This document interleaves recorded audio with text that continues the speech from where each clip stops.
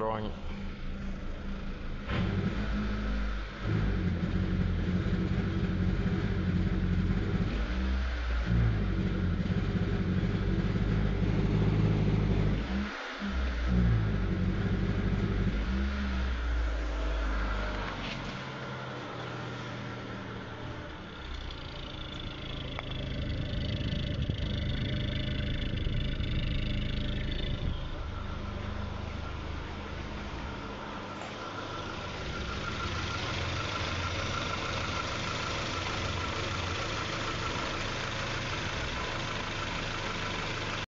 Assalamualaikum warahmatullahi wabarakatuh. Brother and sister, hashtag kita hashtag cara jaga kereta. Yes, ada contoh. Jadi hari ni kita ada contoh punca daripada tadi nak tekan minyak tak boleh, nak berjalan pun semput, daripada Proton Wacha MMC.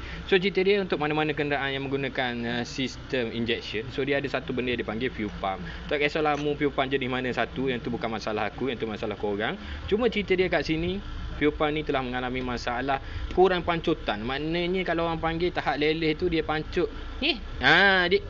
gitulah, dia ada kiraan bar dia. Itu bukan masalah aku, tu masalah dia. Yang penting kalau pancut tak kuat bang, memang payah nak jadi. Dia ibarat kata abang pandai-pandai lah nak hidup. Kalau pancutan tak kuat ni, kenalah pakai yang kuat sikit. Dan salah satu lagi benda adalah petrofilter. Mana-mana kenderaan yang tu memang akan ada petrofilter. Mungkin petrofilter ni mengalami sumbat habuk ke benda ke. So yang tu juga menjadi faktor kenapa pancutan tu tak kuat. Dan dia ada satu lagi barang, tapi barang tu lain kali pula kita tunggu dia mengalami masalah baru kita tunjuk, baru kita cerita.